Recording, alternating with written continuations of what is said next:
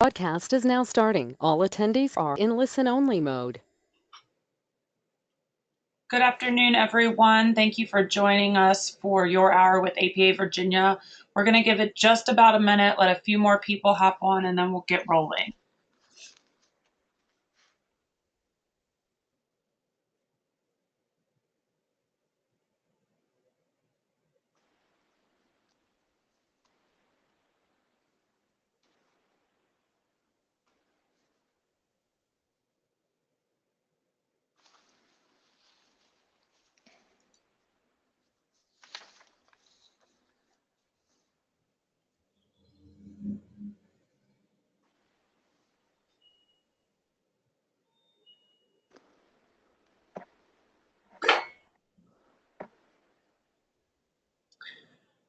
All right, everybody, it looks like we have a good amount of people online. My name is Martina James Nally, and I'm staff with APA Virginia. And again, thank you for spending your lunch hour with our webinar series, Your Hour with APA Virginia, sponsored by the Berkeley Group.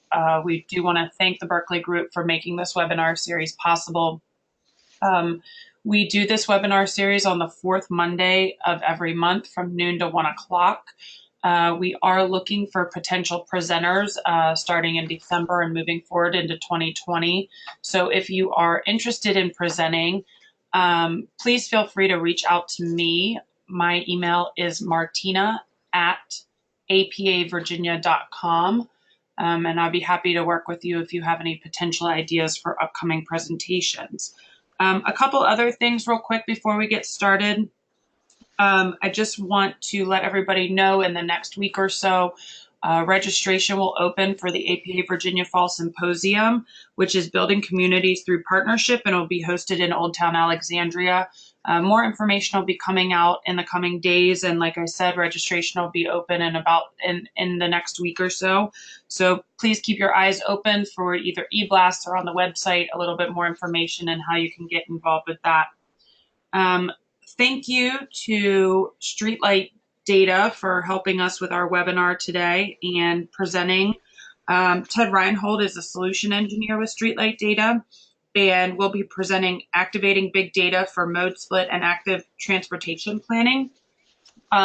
With this webinar, it is available for 1 CM credit, and as you can see on your screen, all of our webinars are recorded and posted to our YouTube page, which you can then watch later if you missed it, or if somebody else is interested in learning a little bit more about what we talked about this month. And those recordings are also available for CM credits. So with that, I'm going to hand it over to Ted. Again, thank you for doing your presentation today. And then at the end of the presentation and throughout the presentation, I'll remind you, as we do every month, please type your questions in the question box, and about 5 to 10 minutes before the end of the hour, we will visit those questions and present them to Ted and get them answered for everybody. So again, thank you guys. And Ted, I'm going to hand it over to you. Great, thanks, Martina. There we go. And then... Okay, I just want to confirm, Martina, that everyone can see my screen here, the presentation. You're good to go. All right, thank you. Well, good afternoon, everyone, and thank you so much for taking a little bit of time out of your day to join this webinar. I'd also like to thank APA Virginia and its organizers for allowing me to present today. And I hope this will be, a very lively discussion, and I encourage any questions from the audience during this presentation. So as Martina had mentioned, feel free to post those in the chat box, and we'd be happy to answer those at the conclusion of the presentation today. So I'm excited to share some insights about an increasingly prominent topic in transportation planning. How big data can be activated to study mobility and analyze travel patterns of active modes. These can be bikes and pedestrians studied on your streets and in your communities. And also consideration on how these data can be leveraged throughout the planning process to help enable and empower transportation experts like yourselves to design solutions that will improve mobility, safety, and enhance sustainable solutions within your communities. So my name is Ted Reinhold, and as Martina had mentioned, I'm a solution engineer at Streetlight Data. We're based in San Francisco, and we're a transportation data analytics provider, although we have our East Coast operations housed in Richmond, Virginia. And I'm actually based a little more locally to the DC area in Arlington. And as some of you might be thinking, we have nothing to do with streetlights. However, we are shedding light on the movements and travel patterns of people through communities, through corridors and regions, through our various travel metrics. And our mission here at Streetlight is to simplify the data-driven decision-making process and policy planning by providing transportation practitioners the best big data resources and software together. So just kind of an overview of the presentation today. I'm going to highlight some sources of big data, as well as some useful bicycle and pedestrian metrics that can be derived using big data sources. I'll highlight a few different example use cases and applications of big data for active transportation planning, both in Virginia and nationwide, and then spend a little more time to at least a high level, get into the weeds on methodologies, think about how to extract these metrics from these transportation metrics from big data and how they can be validated. And then finally, open it up to some Q&A from the audience. All right. So big data is a pretty buzzy word these days. So let me first, qualify that we're specifically talking about big data collected within a transportation context. And there's an increasing number of big data sources that are collected within cities and communities. You think of smart cities today. These can be embedded, purpose-built sensors for measuring CO2 emissions, for example, or monitoring roadway conditions throughout the year. Could be probe data that are collecting speeds and travel times on roadways and freeways.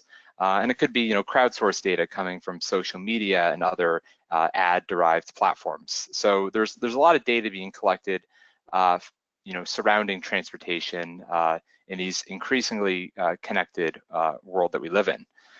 So this presentation today is going to be focused a little bit more on geospatial data, which are being collected from mobile smartphone devices that we're carrying around with us every day. So just to give a little background on myself, before I joined Streetlight, I worked at an engineering firm working as a travel demand modeler and as a transportation planner as well. And a challenge that we run up against when we're developing these regional travel models or we're studying a particular corridor is that we need good data to, whether that's to calibrate existing conditions, to identify certain needs and performance metrics, congestion-related reliability, or to extract meaningful actionable analytics to support multimodal planning studies, station access to certain transit stations. And this data is not always readily available. We can get that from household travel surveys, which are collected at a point in time or maybe continuously, but are often several years out of date. So anytime you're trying to collect new data, whether that's through a household travel survey, whether that's through manual accounts in the field or other data sources, you run up against several barriers, including your time, expense, effort of collection, and just the scope or the scale that you can collect and measure data about mobility. So I think this is really where a nice niche where big data from transportation can kind of help fill this void. The scale of locational data that are being collected, is enormous. We're talking about trillions of geospatial data points being collected from our mobile devices, and these data are not just being collected as we're sitting around in our office or on our couch watching Netflix at home. These data are capturing mobility and movement as we move from place to place, whether that's in our car, on a bus, or by foot or by bike. And harnessing this vast scale of big data allows you to look at these movements over time and start to quantify and capture typical movements, whether that's on an average weekday, how many trips are using route A versus route B or route C, and the ability to measure this mobility for a road or for a particular area, very simply. And also, it comes down a lot to the decision-making process, deploying the right infrastructure in the right place. I think I showed an example of EV charging stations there, but generally understanding where we can, invest in transportation, targeted investments to boost trip activity, to drive economic development, and reduce congestion or other achieve other objectives. And then finally, using big data to manage new mobility solutions, whether that's in cities, in suburbs, in rural, exurban areas. Of course, there's now a proliferation of all of these new shared mobility, ride hailing. Of course, there's vehicle, bikes, and pedestrians interacting together on your streets. So collecting and having the right metrics available is crucial, and having the ability to measure these impacts and communicate this information with your community, with the public, and with stakeholders involved in the decision-making is critical. So the big data that I'm going to be highlighting today is location-based services, or LBS data. So these, you can see here in the graphic, there's these little purple dots that are kind of popping up everywhere. This is LBS data. So this is actually coming from smartphone devices, and more specifically, these are geolocated data pings coming from smartphone applications. And this could be anything from a dating app to an app that tracks fitness, tracks 10,000 steps a day. Maybe you're looking for a gas station. These applications are pinging locationally with timestamps, both in the foreground and the background. And at a high level, what we're trying to do is to look at all these data pings and chain them together to understand where trips are starting, the routes people are taking, where they ended up. And at a more complex level, we can understand if this trip is being made by a vehicle or a cyclist or a pedestrian. And I'm going to give a little bit more information and detail later on how we actually infer those different modes. And it's important to note that with big data, privacy is a big concern, and I think most transportation professionals and analytics companies out there understand that and realize that we're dealing in kind of de-identified, anonymized data, and data that is aggregated spatially and temporally to protect the privacy of individuals and focus more on general travel patterns. And I'll point out here one more thing. The yellow dots, I haven't highlighted them, are actually coming from GPS data from commercial vehicles. So that's another source of big data that's out there. I won't get into that as much today, but just be mindful that there are many sources of data that are coming in. And while this video is very pretty and fun to watch, it's not necessarily useful in its raw form big data. So that, excuse me, that's where we need to actually understand a little bit more about how this data is processed and how it's turned into actionable analytics. So as I had just shown in that previous slide there, we're pulling in geospatial data from LBS, from smartphone devices, and analytics providers also pull in other contextual data. They layer it with contextual data, including demographics, roadway networks, land use and parcel data, weather data, as well as existing traffic count data for vehicles, bikes, and pedestrians. These data are all anonymized from the start. They're cleaned and cleansed and aggregated into kind of typical time of day and day of week patterns. And then we pull in this machine learning and algorithmic processing to actually train a model based on these existing data sources and features to help glean certain patterns within the data. So there's a predictive component of machine learning which allows which allows it to classify and infer these patterns based on new and possibly incomplete data inputs. So a machine learning model could be trained to identify whether a traveler is walking, biking, driving, or riding a subway based simply on the trajectory of these geospatial data pings and the cadence and spacing of them within time and space. So I'm going to provide a little more detail and clarity on this later in the presentation. So once all of these data pings are kind of chained together into trips, they can be aggregated across time periods to look at recurring patterns and to develop certain customizable actionable transportation analytics that can be used in the transportation planning process, whether that's looking at activity in a park or looking at origins and destinations of trips that are using a particular roadway segment. So I want to highlight now, a few useful bike and pedestrian metrics that can be derived from big data.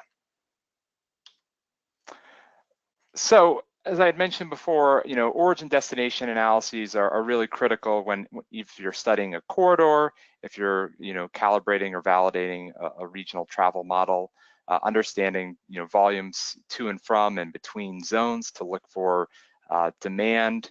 Whether that's actually demand of vehicles or latent demand that could be possible identification of travel patterns for transit or for bike and pedestrian. Additionally, we can, using LBS data, there's a very high spatial precision of all these data pings. So we're talking about, for GPS, for example, it's something like 5 to 10 meters. LBS data is on the order of magnitude of 20 to 25 meters. So we're talking about very small geographic areas, and this allows for great spatial precision when it comes down to routing of vehicles within the roadway network. So this can be used to look at specific routes and look at kind of route choice between origins and destinations, which paths are bicycles or pedestrians taking to get between their home and their work, for example. Additionally, big data is of course, because we're looking at all these trips from origin and destination, we can summarize and look at distributions of some of the attributes of those travelers, whether that's travel speed, travel duration, travel time. These can be metrics that are used to understand congestion on certain routes, look at maybe safety implications where there are bikes that are traveling along a very high speed road, and maybe that's a very kind of high stress bike lane, and maybe there's opportunities to calm traffic or provide some protection to the cyclists. And finally, looking at attributes of those travelers themselves, because with big data, although de-identified and anonymized, we can actually start to pinpoint maybe the neighborhood level home location for certain smartphone devices, and kind of look at a representative slice of that population, whether that's from the US Census or American Community Survey, to understand what's the average household income or race or family size of some of these travelers that are making trips along these roadways or these paths.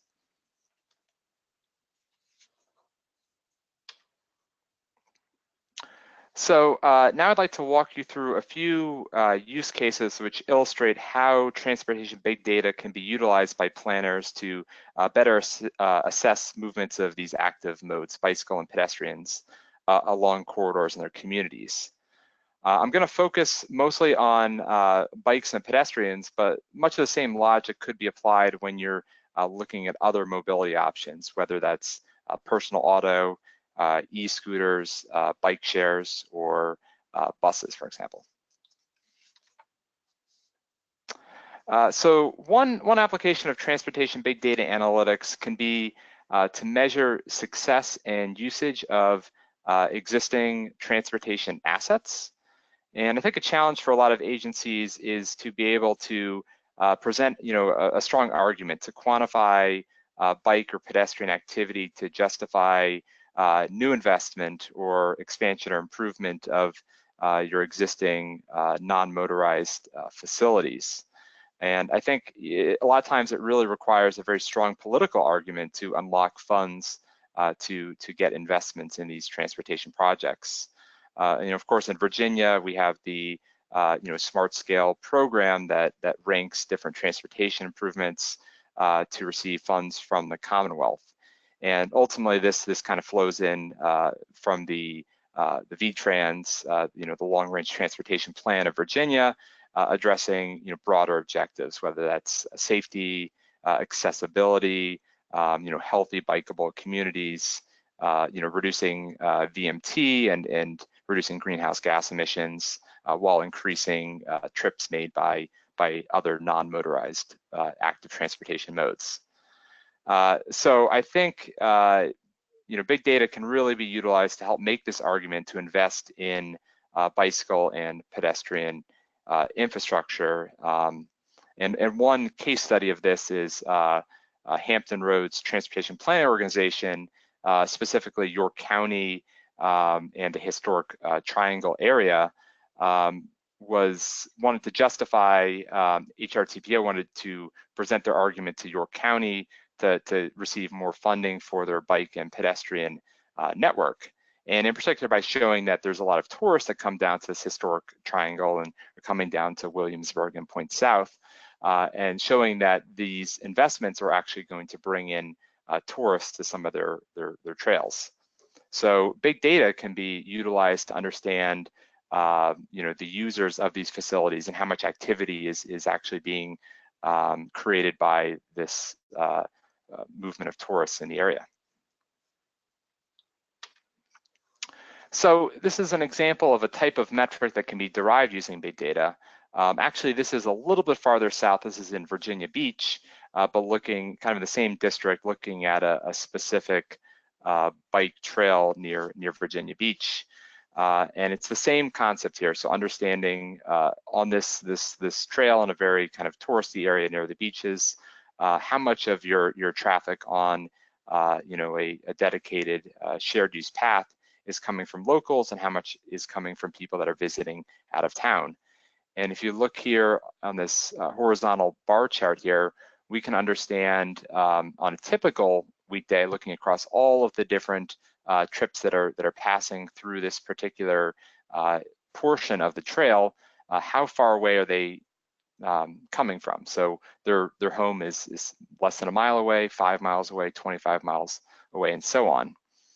And what you see here is that actually about 50% of all trips that are being made on this particular trail are being made by tourists. And since tourists are coming in from out of town and they're bringing their wallets with them, this can certainly, investments in transportation and particularly on this trail here can help boost economic development for the HRTPO. And ultimately, this was the case that they made to the county officials to justify continued investment in the trail system. So, another use case is to understand where people are biking within your city or within your community. Of course, a lot of cities, are very eager to add new bike lanes to get people out of their single occupancy cars. And, they typically focus on places where lots of riders are already, taking those trips. Obviously, that's where you want to invest in new bike infrastructure. But it can be challenging to identify all of these areas, right? So you could go out and of course you could, conduct manual counts throughout the city. You could look at some travel surveys, travel diaries to understand where some people are making trips. But it's really difficult to kind of triage your whole network and understand where some of these pain points are, where there's a lot of trip activity and opportunities for investment. So the solution using big data is to actually proactively run analysis looking at biking activity on every road within your community and looking specifically at bike trips. And then the idea would be to overlay existing shapefiles, summarizing their asset management system to look where bike travel is occurring and where it's occurring with locations with bike lanes and without. And you kind of do this compare and contrast to understand where are some opportunities to invest in bike infrastructure that you may not be thinking of. So this is a hypothetical use case out in Lawrence, Kansas. Why Lawrence? Well, if you Google bicycle network shapefiles, they're one of the top results.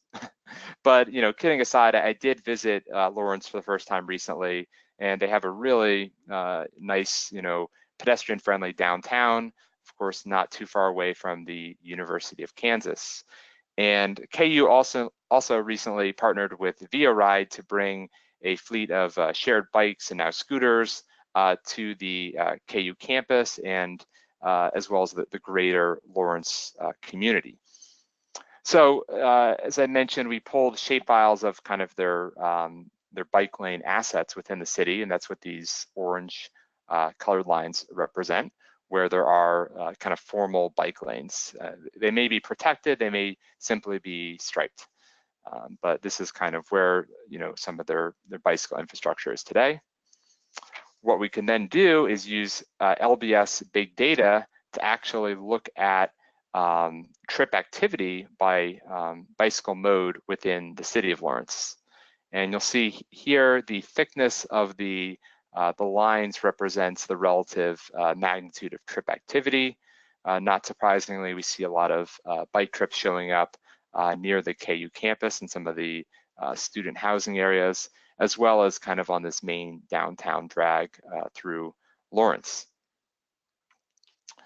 So what we can then do is take these this asset management shapefile layer and the LBS derived, the trip activity derived from LBS data, and overlay that to actually look at where bicycle infrastructure is serving, or a lot of trips are being served on this bicycle infrastructure, and where there are other locations where there is a large amount of bike activity, but that's not, there's no existing bike lanes on the streets today. And you can start to see here, of course, there are locations where we see a lot of bike activity, but there is protected bike lanes or some type of infrastructure. But you start to see some other locations where there is not really existing on-street bicycle lanes. There may be sharrows. We didn't incorporate that within this analysis, so that could be something as well. And again, the nice thing here is we're looking kind of at a link-by-link analysis. So we didn't have to deploy any manual counts out in the field, no observers. This was all done in a matter of minutes using big data. And then, yeah, here we go. One other location here, if we highlight it, this is Massachusetts Street. So this is kind of one of the main north-south corridors, and this is 11th Street. You'll see here there's no existing bike lanes today, but there seems to be a lot of bike activity. And this is right around here. This is Massachusetts near 11th Street. And you'll notice here it's a broad avenue, there's sidewalks, and there's high trip activity, but really there's no bicycle lane infrastructure on the street. So these are opportunities, again, by kind of running this scan across your entire community to look for possibilities for investment in bicycle infrastructure. And big data, is not meant to be a catch-all solution for planners. It really helps to triage some of these priorities and helps planners spend less time and focus on the data collection itself and more emphasis on the actual insights that can be gained from this data to help develop context-sensitive solutions for these roadways, these corridors, and communities. So it really helps planners spend more time focusing on their core functions and less time, counting pedestrians. This is an example out in California with Caltrans, and they utilized LBS big data to actually develop, click one more time here, to develop a decision support and planning dashboard to help monitor some of their bicycle and pedestrian objectives. In particular, they're looking at modal split of pedestrian, bike, and vehicular trip activity within each of the Caltrans districts statewide, but also with an improved granularity looking at some of these census geographies as we're kind of zooming in here. And the dashboard is looking at several trip metrics, whether that's a propensity for modal shift, where we see a lot of trips that are under 1 mile or 5 miles in length for car trips, as well as looking at locations where there's a high amount of bicycle and pedestrian trips, and these might be opportunities again to justify improvements to the non-motorized infrastructure. And then with the blending of this U.S. Census and American Community Survey data, which gives you all this demographic information, you can see here in some of these charts here, scans can be done to ensure that transportation investments are being applied equitably across different geographies and across disadvantaged neighborhoods, maybe with lower incomes, for example. And again, the advantage here of big data is that you can scan across your community, across your county, or across your state. So both at a micro level and a macro level, both in urban and rural locations, without the need to conduct widespread surveys or deploy those manual counts. Another application of big data is looking at first and last mile connections to transit stations. These are increasingly critical to support transit ridership and reduce dependency on single occupancy vehicles, particularly when supporting transit-oriented development. And my previous experience, consulting, a lot of times we'd need to look at these station commuter sheds and identify opportunities for increased ridership, and then look at access mode to the station if a new entrance or a new pathway is added. Maybe it's a skywalk like the one that's shown in the picture there. And then, a lot of it's spent looking at existing conditions and, dealing with very limited travel surveys or counts of people accessing the station. So this is an opportunity, again, to understand for a transit agency where trips coming from that are going to this transit station, in particular looking at pedestrian trips, maybe making that last mile connection from a park and ride lot or from nearby mixed use or residential development, and to prioritize certain stations for pedestrian access improvements to improve connections, improve that last mile experience, and plan for future shuttle or transit routes. So in this example, looking at a few different stations along a transit route up in Minnesota, this one was selected because it seemed to have the most pedestrian access to the station. Generally on the west side of this, where the circle is here, this is a residential area, whereas this block is a little more commercial in nature. So at first, I was thinking, well, I'm surprised that the area on the right is more of a generator of trips than this residential area. I kind of anticipated with the residential area and the connection here across this roadway via skywalk, there'd be more trips coming from here.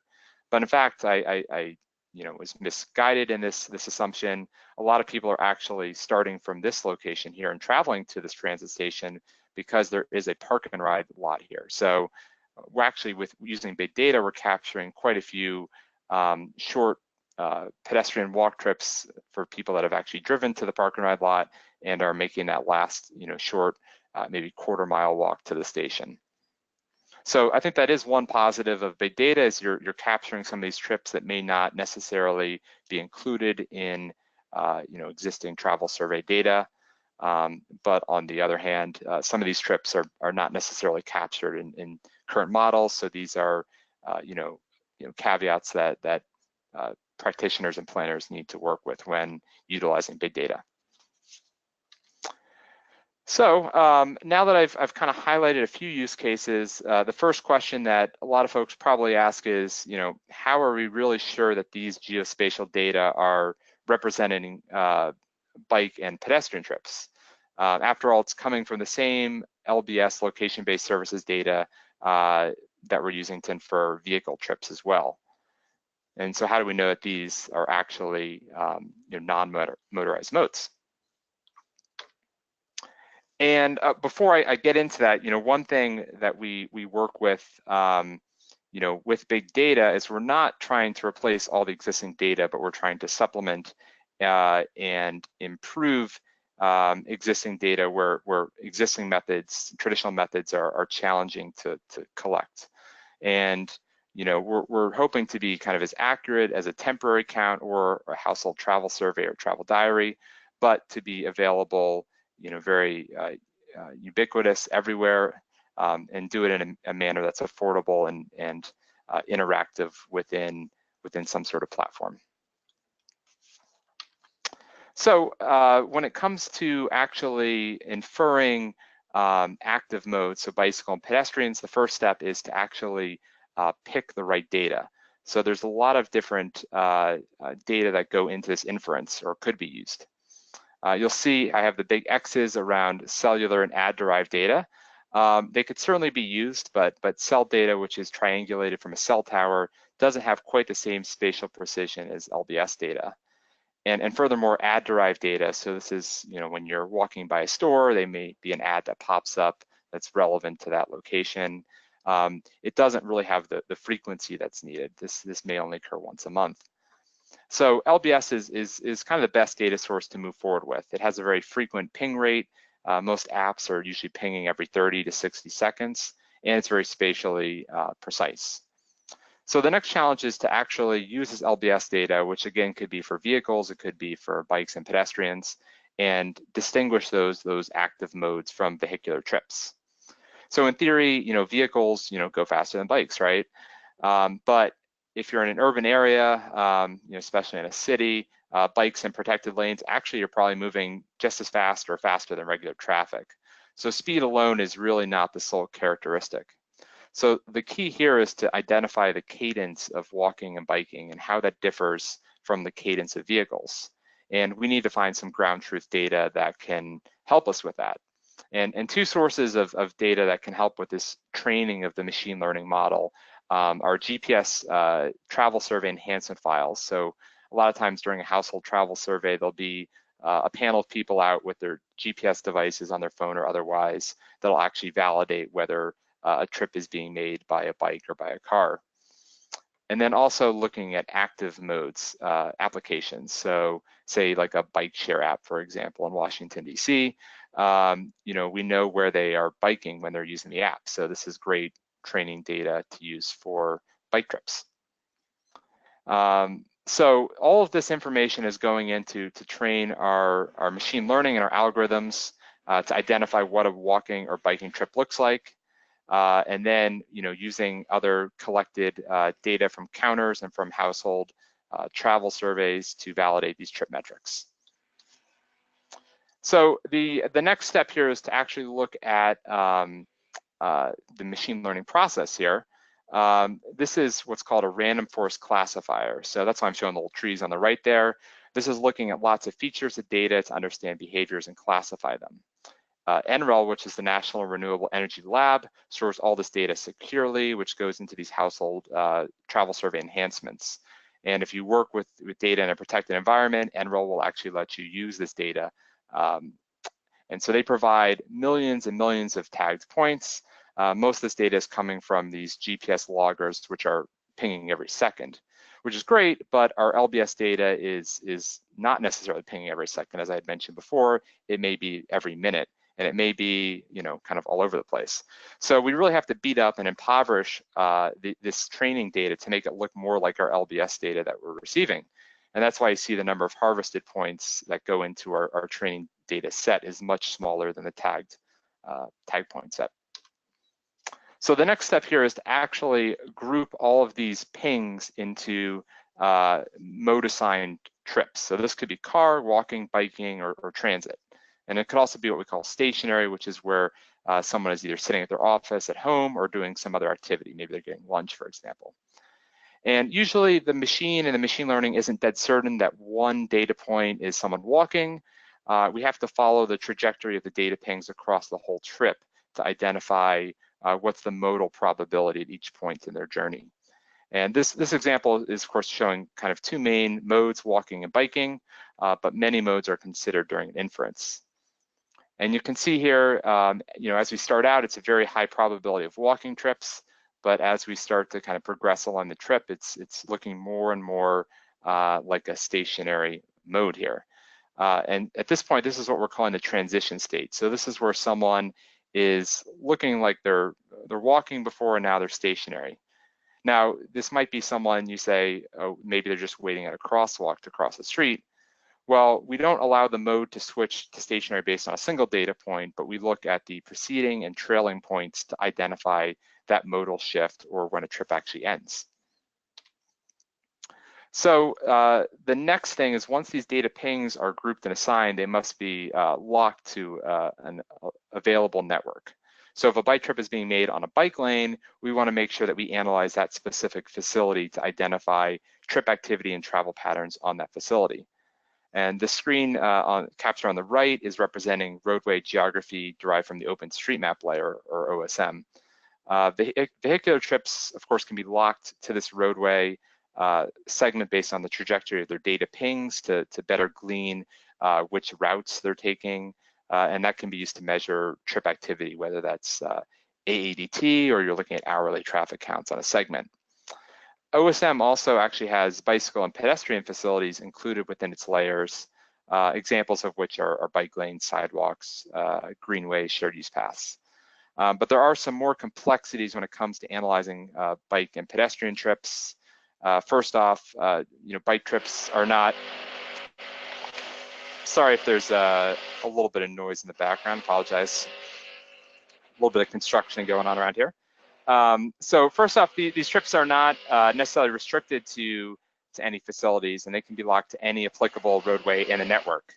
Now, you may say, well, can people go on a highway? In fact, I've actually seen bike trips when I'm driving on Fairfax County Parkway up in Northern Virginia. There's actually cyclists that are using expressway segments of the road, where it's 55 miles an hour speed limit. And we find in more rural areas, there's not alternative options for bikes to make trips. So you'll actually see bike trips being made on highway facilities in rural areas. And furthermore, directionality is not always constrained on some of these roadway segments when we're talking about bikes. A lot of people talk about salmoning, which is like where people go the opposite direction in a bike lane, opposite the direction of traffic. So we provide, when you're looking at LBS data, especially with bike and pedestrians, you're not always constrained to the direction of trips on a roadway segment. So some caveats for analyzing active modes using transportation big data.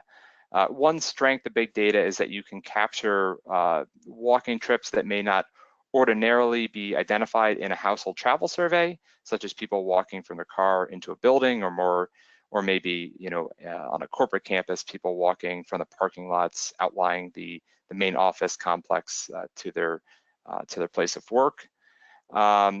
But another kind of a weakness of using big data is that this trip end definition can be a bit challenging.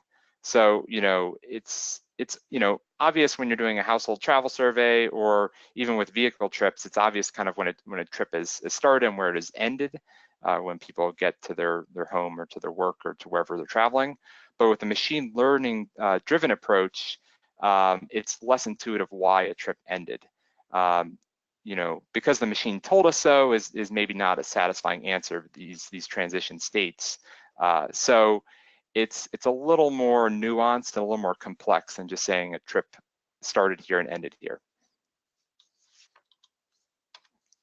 So I know we have just a few minutes left here. I want to highlight just a couple validations of LBS big data against existing traffic count, or existing bike and pedestrian counts, as well as travel surveys.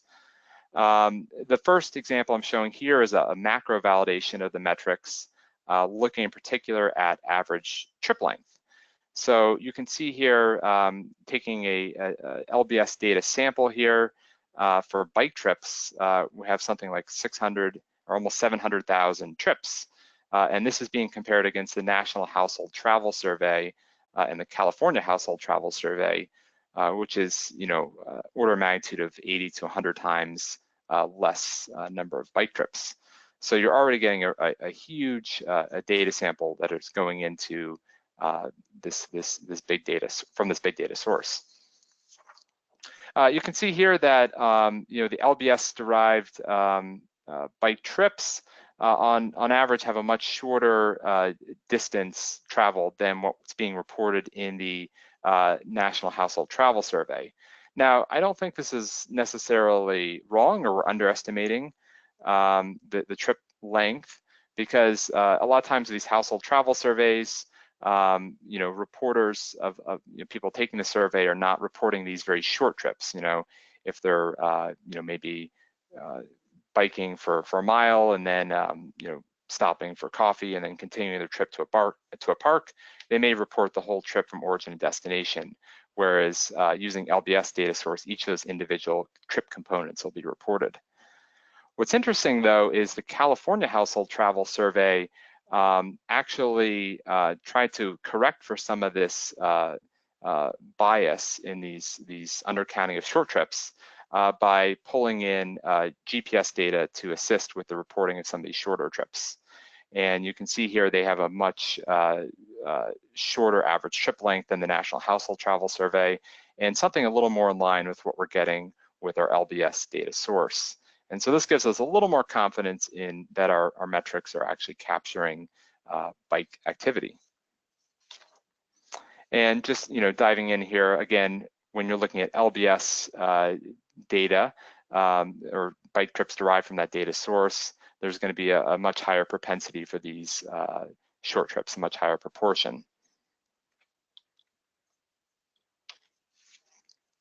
So the next validation that we did was looking at a more micro level to compare bicycle counts from permanent counting stations against bicycle trip counts that we're getting from big data.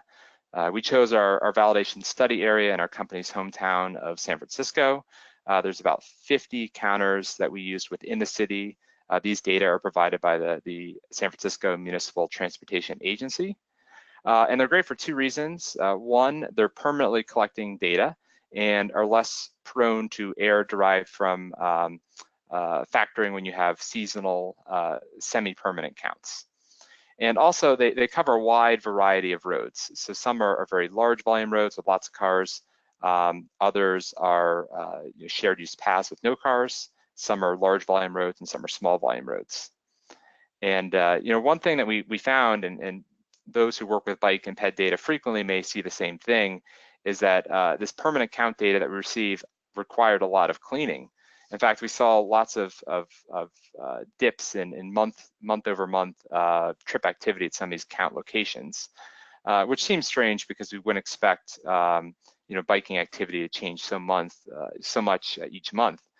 But then we discovered the counter had actually been reporting null data for 10 or 15 days a month. So there's a lot of data filtering and cleansing that goes into just working with this permanent count data. So again, another opportunity for transportation big data to fill in some of these gaps. And you'll see here, this is an R-squared analysis looking at LBS trip counts for bikes compared with those counted by the SFMTA. Each point here is representing the average daily count at one counter location for a given month. And we did look at a few different months. And as you can see here, it's a pretty strong relationship, pretty high correlation, looking at average weekday trips between the LBS big data source and SFMTA. And note here that this is reporting the kind of raw trip counts to measure relative trip activity at each location. And one thing that you may need to do as planners is to scale this up to true or estimated bike or pedestrian volumes if you have any known counts to help calibrate that. So finally, kind of to bring it all back together here, using big data for active transportation planning, first off, this is the type of data collection that can help save your staff time, money, and effort, and really focus on your core planning functions. It allows agencies and planners to go bigger, to measure more, just like in that example I showed in Lawrence, Kansas. You can scan a whole network and look at trip activity across an entire community or across an entire state, as was done in California, to understand existing conditions, look at travel patterns, demographics, and ways to calibrate and improve your models. And also the ability to look at analyses before and after improvements. So if you put a bike facility in or you add a sidewalk, how do travel patterns change? Is the investment achieving the intended objectives? And then finally, this information can really be used to help engage better with the public at hearings, and really resonate more with some of your stakeholders and decision makers. But finally, big data analytics is a tool that's meant to empower planners, not replace them. So context and professional experience are still vitally important when it comes down to designing and implementing the right transportation solutions for your communities. So with that, I thank you so much for your time today and listening to this presentation. And I will open it up to any questions from the audience. And we have, thank you so much for doing this. We do have a couple questions that have come in the question box. So again, if you have questions, please feel free to type those in. The first one is from William Harris, and it is, how is the use of big data used to avoid expanding gentrification and redlining in low-income, racially oppressed neighborhoods? Yeah, that's a great question, because obviously, we want to be equitable. These transportation improvements, want them to be equitable for everyone, but there's also this concern that improving some of this bicycle infrastructure, improving transit, may result in gentrification of these communities. And I think the ability to use some of the demographics information that we have within the platform and to look at some of those attributes of those travelers themselves can be used to present this information to stakeholders at community meetings to show that there are certain needs for these maybe economically disadvantaged communities, and how can we support the local character there without necessarily gentrifying the neighborhood altogether. Okay, our next question is from Joseph Fish. And what are the considerations for using streetlight data on low volume segments? Yeah, that's a great question, because obviously with the use of big data, sample size is always a paramount concern. One strategy that can be implemented there is to actually expand the period of analysis. So rather than running a segment analysis, looking at a bicycle corridor, for example, for 1 month or 3 months, you can really lean on the fact that you're continuously collecting data 365 days of the year, and maybe run those same seasonal trends year over year to expand your data sample. Okay, and then as of right now, our last question is, if anybody else wants to send one in, feel free. We still have a few more minutes, but Jeffrey Harvey asks, how are e-scooters, ride-sharing scooters classified? Are they counted as pedestrian traffic since the scooters typically use sidewalks, or are they classified as bicycles since they can travel at a similar speed? Yeah, that's a really important consideration when starting to break down the different, differentiate the various modes that are out there today. In fact, I hear now they have mopeds that you can rent in Washington, D.C. So there's a lot of new mobility that's coming out there.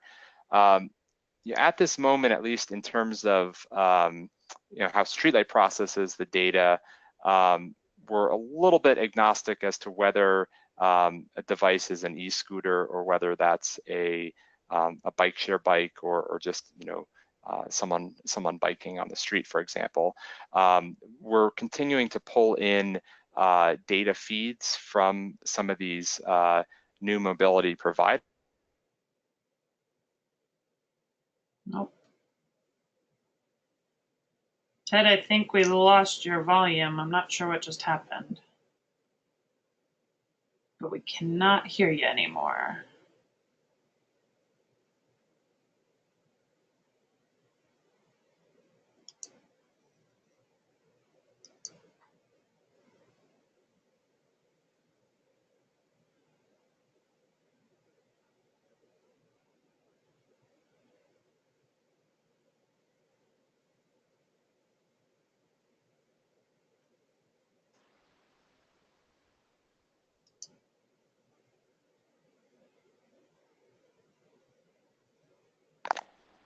Ted, you there? I'm here, yes. Okay, so we lost you towards the end of that, and I mean, I say I did. Um, we do have a few more questions, and we have about 5 more minutes, so I'm not sure. Do we want to move on? We can move on to the next one. Sure. Hopefully I didn't get cut off for too long there. And what we'll do also, just so everybody knows, is we'll make sure that these questions get answered additionally once we go back and review the recording to make sure everything gets answered properly. We have a couple more. Using smartphone apps to provide data means the travel patterns of those without smartphones are not captured. Is there a plan to improve the ability to capture non-smartphone users' patterns? Yeah, so that's obviously a very interesting point there. When it came down to looking at this LBS data source, one key concern was whether or not it's being representative of the greater population of a city or a state as a whole. And nowadays, I think something like 88% of people have smartphones. But there is a community of folks that don't have those smartphones. And so what we tried to look at was whether or not the trips that we were picking up, whether or not that was being representative of different groups. So whether that was different races, different age, different income levels, geographic areas. And what we found was that we were actually capturing a very representative slice of the population, both geographically and looking across different demographic groups. And there's actually, if you reference Streetlight, if you go to our website, there's actually a validation study that kind of goes into how we analyzed that representativeness. So what we actually do in our platform is to account for some of these trips that are being made without LBS data or without smartphones.